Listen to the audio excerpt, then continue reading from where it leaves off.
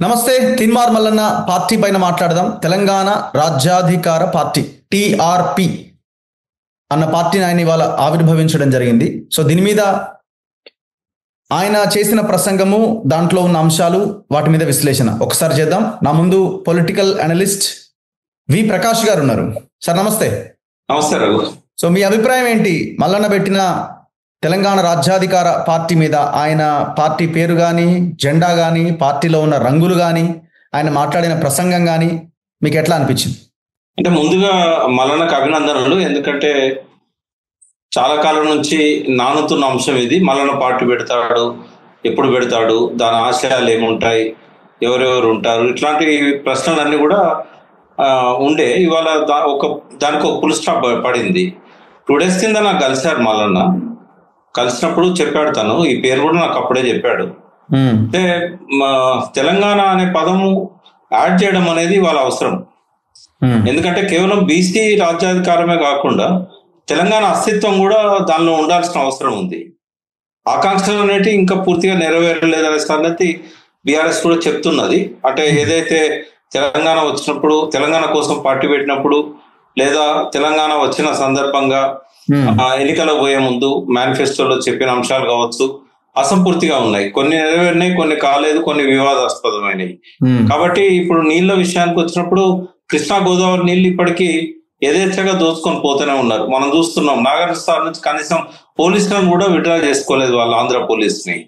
రెండవది, Nagarjuna sir complete Telangana చేతిలో ఉండాల్సిన ప్రాజెక్టు ఇవాళ వాళ్ళ చేతిలోకి వెళ్ళిపోయింది. అటు శ్రీశైలం వాళ్ళ చేతుల్లోనే ఉంది. కాబట్టి ఇటువంటి అస్తిత్వానికి సంబంధించిన సమస్యలు చాలా ఉన్నాయి. ఇది సమయం కాదు మొత్తం మాట్లాడడానికి.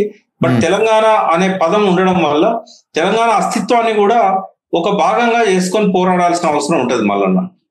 ఆ గ్రౌండ్ మీద కూడా తెలంగాణ సెంటిమెంట్ ను మళ్ళీ ఒకసారి రగిల్చాల్సిన అవసరం ఉంది. బీసీల కోసం అయితే పార్టీ లేదు. ఏ నాయకుడు కూడా బీసీ నాయకుడు పార్టీ అధ్యక్షునిగా లేని పరిస్థితి ఉన్న. బీజేపీ కూడా గత 2 సార్లు అధ్యక్షుడిని మార్చినప్పుడు ముందు కిషన్ రెడ్డి గారికి ఇచ్చారు, ఇప్పుడేమో రామచంద్రరావు గారికి ఇచ్చారు. బీసీకి ముఖ్యమంత్రి చేస్తామన్న పార్టీయే బీసీకి అధ్యక్షుడిని ఇస్తలేదు.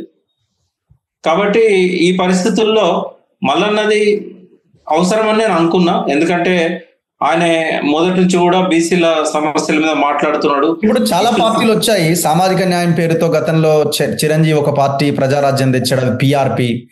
ఇట్లా చాలా పార్టీలు వచ్చాయి, ఉన్నాయి. సోదిలో లేని పార్టీలు కూడా చాలా అట్లా పెట్టబడి ఉన్నాయి. ఏవి కూడా సక్సెస్ కాలే. కమ్యూనిస్టులు దశాబ్దాల నుంచి వాళ్ళ పోరాటం వాళ్ళు చేస్తున్నారు. అన్న ఎప్పుడు వాళ్ళు ఈ ఓటు పాలిటిక్స్ లోకి వాళ్ళు రాలేకపోతున్నారు. మరి మల్లన్నకున్న అడ్వాంటేజ్ ఏంటి, ప్లస్ పాయింట్స్ ఏంటి? ఏం మార్చుకుంటే ఆయన భవిష్యత్తులో అధికారంలోకి రావడానికి, లేదు ఒక కింగ్ మేకర్ గా నిలబడడానికి అవకాశాలు ఉంటాయి? మల్లన్న ఒప్పుకోకపోయినా కేసీఆర్ గారి ఇన్ఫ్లుయెన్స్ మల్లన్న మీద చాలా ఉందని అనిపిస్తుంది.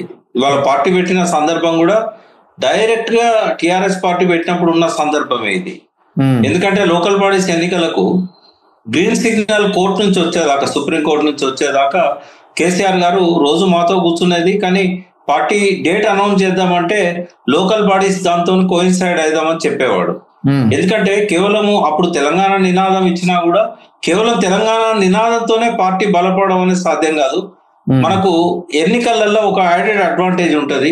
చాలా మంది ఆయా పార్టీలలో టికెట్ రాని వాళ్ళు కూడా మనతో కలిసి వచ్చే అవకాశం ఉంటుంది అనేది అప్పుడు ఆయన చెప్పారు. అది రిజల్ట్ కూడా బాగా వచ్చింది. దాదాపుగా 87 జెడ్పీటీసీలను గెలవగలిగారు. 1000కి పైన ఎంపీటీసీలు వచ్చినాయి. అదే విధంగా సర్పంచ్లు అయితే 1000 సంఖ్యలో వచ్చాయి. బట్ ఇవాళ సందర్భం కూడా ఇంకొక 2-3 నెలల్లో లోకల్ బాడీస్, ఇప్పుడు కోర్టు సెప్టెంబర్ 30 అన్నది కానీ ఇప్పటి వరకు నోటిఫికేషన్ ఇవ్వలేదు. కాబట్టి మళ్ళీ సమయం కోసం పోతారు. మాక్సిమం ఎంత ఇచ్చినా కూడా 2 నెలల కంటే ఎక్కువ సమయం అయితే రాదు. కాబట్టి ఈ సందర్భం అయితే టిఆర్ఎస్ పార్టీ ఆవిర్భావం ఇప్పుడు ముహూర్తం ఏదైతే ఎంచుకున్నారో కేసీఆర్ గారు, మల్లన్న ఎంచుకున్న ముహూర్తం కూడా దాదాపుగా అట్లాగే ఉంది. అప్పుడు తెలంగాణ నినాదం, ఇప్పుడు బీసీ నినాదం ప్రధానంగా ఉంటుంది. బీసీ నినాదంతో పాటు తెలంగాణ పేరు ఇవాళ బీఆర్ఎస్ అని పెట్టుకున్న తర్వాత తెలంగాణ అనే పదం అందులో లేదు. కాబట్టి కొంత వాళ్ళకి డిసడ్వాంటేజ్ అయింది. మల్లన్నకు అది ఇప్పుడు యాడెడ్ అడ్వాంటేజ్ అవుతుంది. 2 వెపన్స్ ఉన్నాయి మల్లన్న దగ్గర, ఒకటి బీసీ, రెండవది తెలంగాణ. కాబట్టి ఈ నినాదంతో గ్రామాల్లోకి వెళ్ళినట్టయితే కొంత సర్పంచ్ ఎలక్షన్స్, లోకల్ బాడీస్ ఎలక్షన్స్లలో కొంత ప్రతిభ చాటుకునే అవకాశం అవుతున్నది.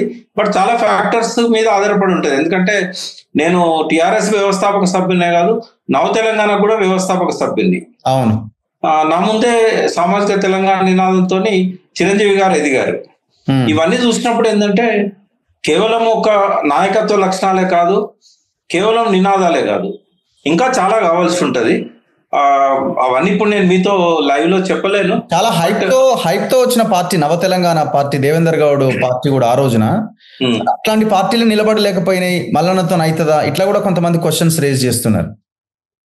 అంటే ఆనాటి పరిస్థితులు వేరు రఘు. ఆ రోజు రాజశేఖర రెడ్డి గారు కొద్దిగా దేవేందర్ గౌడ్ గారిని రకరకాలుగా కార్నర్ చేయడము, అంటే దేవేందర్ గౌడ్ గారికి కొన్ని పర్సనల్ ఇష్యూస్ ఉండే, అది కూడా ఒక సమస్య అయింది.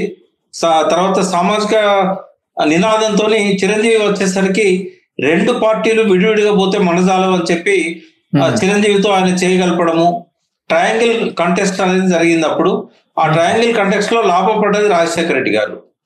ఆ ట్రయాంగిల్ పోటీలో మహాకూటమి ఒకవైపు, దేవేందర్ గౌడ్ చిరంజీవి ఒకవైపు విలీనమైంది నవ తెలంగాణ.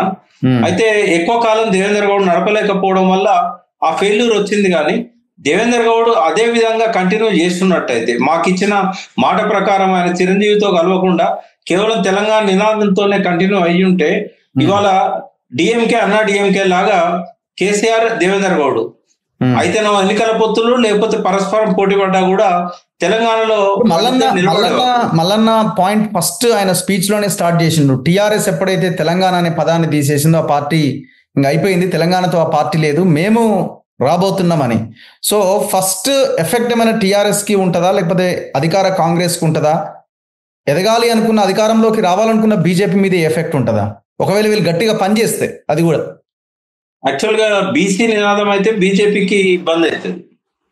ఎందుకంటే వాళ్ళు బీసీ ముఖ్యమంత్రిని చేస్తామంటున్నారు కానీ బీసీ అధ్యక్ష పదవి ఇవ్వలేకపోతున్నారు. బీసీ అధ్యక్ష పదవి ఎప్పుడైతే బండి సంజయ్ తప్పించారో బీసీలకు నమ్మకం అయింది ఆ పార్టీ మీద. కాకపోతే రాజేందర్ లాంటి వాళ్ళు ఉన్నారు కాబట్టి ముదిరాజులు కొద్దిగా అంటు పెట్టుకొని ఉన్నారు ఆ పార్టీతో. బట్ మల్లన్నది డైరెక్ట్ ఎఫెక్ట్ అయితే బీజేపీ మీద పడుతుంది.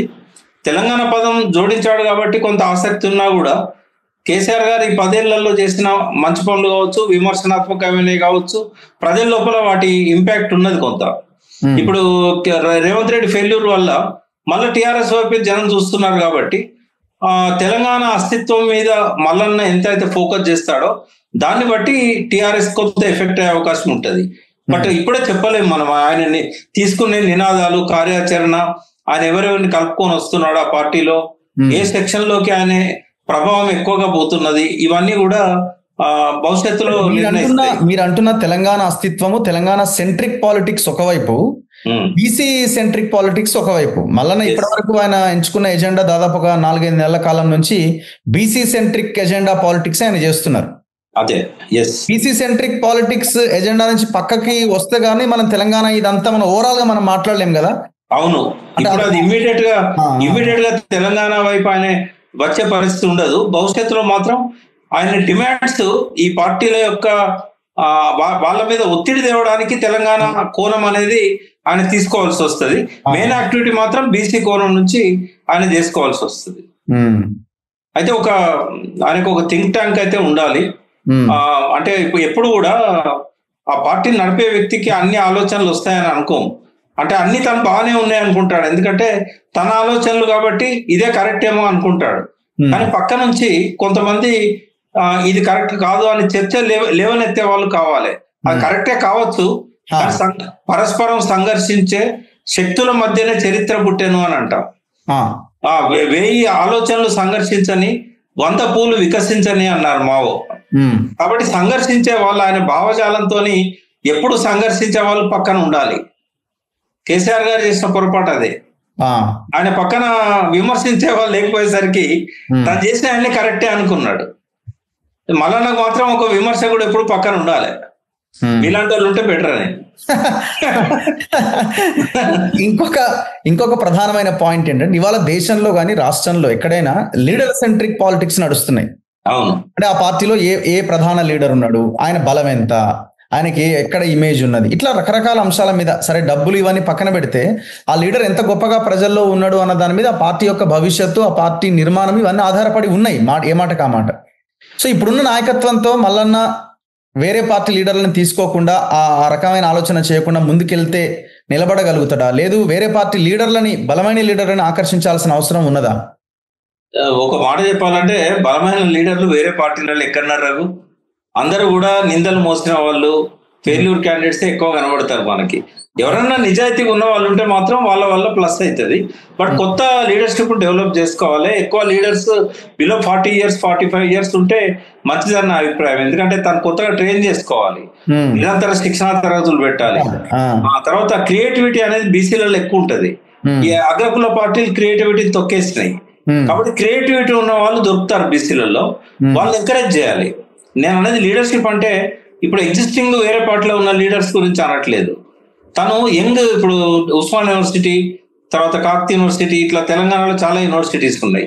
యూనివర్సిటీస్ నుంచి వచ్చే రీసెర్చ్ స్కాలర్స్ కానీ, యంగ్ బ్లడ్ కానీ, ఇట్లాంటి వాళ్ళను ముందు పెట్టుకోవాల్సిన అవసరం ఉంటుంది. ఎలక్షన్స్ ఇప్పుడప్పుడే లేవు కాబట్టి, మెయిన్ ఎలక్షన్స్ అసెంబ్లీ కాబట్టి ఈ 3 ఏళ్లలో ఆ యంగ్ లీడర్షిప్ ను ఐడెంటిఫై చేయాలి, ట్రైన్ చేయాలి, తన పార్టీలో ఇముడ్చుకోవాలి. ఇది ఓన్లీ బిగినింగే తప్ప రాబోయే రోజులు చాలా కష్టతరంగా ఉంటాయి మళ్ళీ నాకు. ఎందుకంటే ఇది పెద్ద పరీక్ష. ప్రజల్లో కూడా సరే వాదం బలంగా ఉంది కాదనట్లేదు, ఇంకా ప్రజల్లో అవేర్నెస్, చైతన్యము, ఒక తాటి మీదకి తీసుకొచ్చే ఇది కూడా జరగాలి. ఎందుకంటే పార్టీలు మొత్తం ఇన్ఫ్లుయెన్స్ ఇదంతా కూడా ప్రజల మీద ఉంటది, ఏ మాట కా మాట. ఇప్పుడు మళ్ళీ తెల్లారులేసరికి నీదే పార్టీ నాదే పార్టీ అనే కానే ఉన్నది కదా మనదంతా. అవును అవును. మళ్ళీ బీసీలంతా సంఘటితం కావాలి, ఒక తాటి మీదకి రావాలి, మనం గెలవాలి, రాజ్యాధికారం, ఈ ఆలోచన చాలా బలంగా రావాలి. అది వచ్చినప్పుడే సక్సెస్ కి అవకాశాలు ఎక్కువ. సరే, ఇవాళ అనే పార్టీ పెట్టడం అనేది ఒక శుభ సూచకమే, కానీ చేయాల్సిన పని చాలా ఉంది. ఆ గ్రౌండ్ వర్క్ లో ఏంటంటే స్ట్రాటజీస్ అనేది చాలా ఇంపార్టెంట్.